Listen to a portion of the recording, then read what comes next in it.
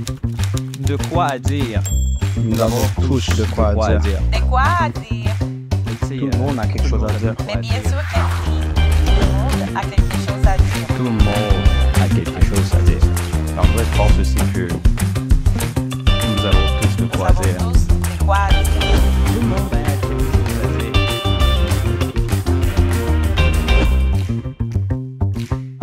Ouais, il y a des quoi dire. On parle souvent de deuil amoureux ou familial. Mais qu'est-ce qu'il y en a des amitiés perdues? Aujourd'hui, j'aimerais te partager une réflexion personnelle sur ce sujet. Comment on peut utiliser la communication pour pardonner, pour nous pardonner nous autres-mêmes et pour transformer ces blessures en apprentissage? Bienvenue à Déquasir. Je te remercie beaucoup d'avoir choisi ce podcast. Je m'appelle Ingrid Cabezas et dans ce podcast, tu vas trouver plein de réflexions sur ce qui est la communication dans la vie de tous les jours. Comment on peut l'adapter à notre vie ou encore comment on peut laisser de côté ces empêchements, ces limitations, afin de devenir de meilleures personnes et avoir des relations plus saines. Aujourd'hui, je te partage une réflexion qui est très personnelle et probablement une réflexion qui m'a accompagnée pendant très, très longtemps.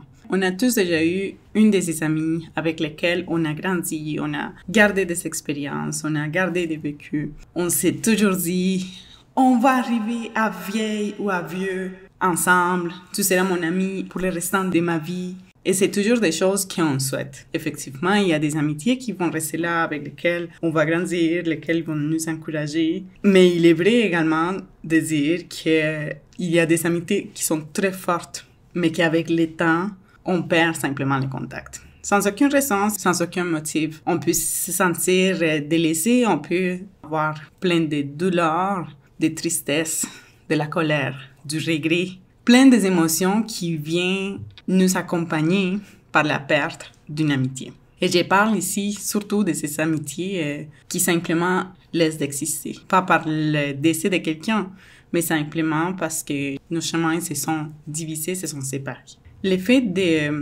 d'écrire nos émotions, de les reconnaître en communication, c'est très important.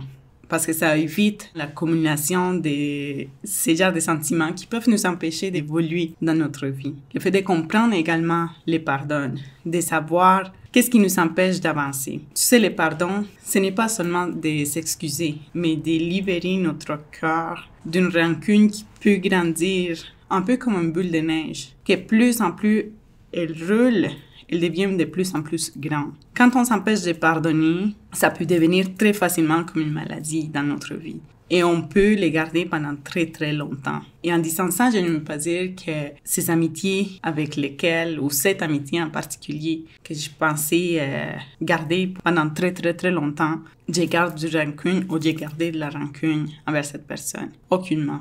J'ai appris à savoir que c'était difficile. J'ai passé par un moment difficile pour comprendre et assimiler cette pardon.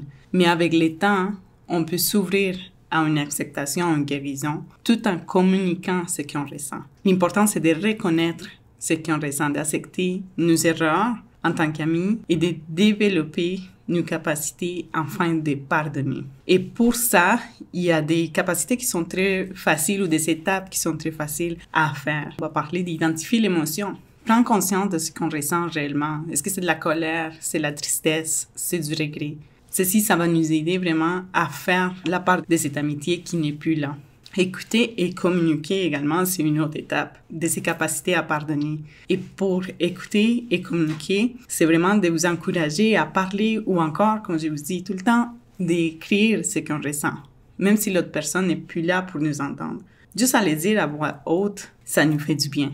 De pratiquer l'acceptation, reconnaître que certaines amitiés ne sont plus là. Et c'est bien correct. On a fait le cheminement de vie qu'on devait faire ensemble et c'est bien correct. Maintenant, enfin d'arriver à pardonner d'une façon correcte, une des choses qui m'a aidé énormément, c'était le fait d'écrire une lettre de pardon. En manifestation, on l'utilise beaucoup pour le bien-être également. Je pense en fait pour ceux ou celles qui pratiquent le journaling, c'est quelque chose que vous avez déjà l'habitude de faire. Et moi, personnellement, c'était quelque chose qui m'a beaucoup aidé d'écrire une lettre de pardon à cette personne qui a été très spéciale pour moi.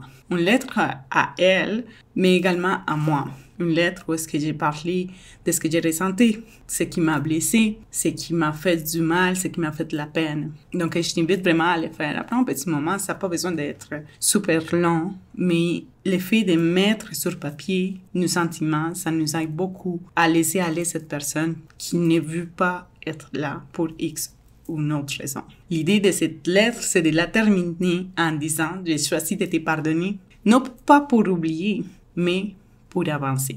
C'est ce que j'ai fait et c'est de cette façon que j'ai pu avancer dans mon idée de pardonner, de savoir que si jamais cette personne, si jamais je la rencontrais quelque part, ça allait être aussi merveilleux et ça allait être bien correct si jamais on n'est plus des si bonnes amies comme on l'a déjà été.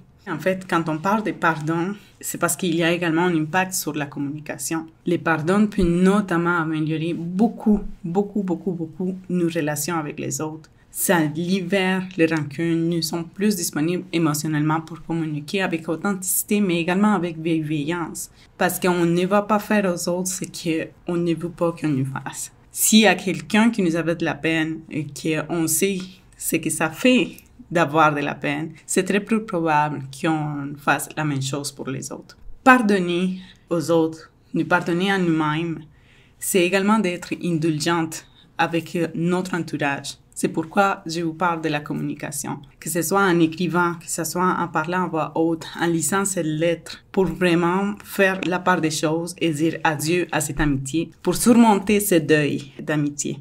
Pour finir, cette amitié, cette personne qui m'a accompagnée dans plusieurs étapes de ma vie reste quelqu'un de très important pour moi. Même si on ne se parle plus, même si on ne s'écrit plus, cette personne-là a été et elle continuera d'être quelqu'un de très important dans ma vie.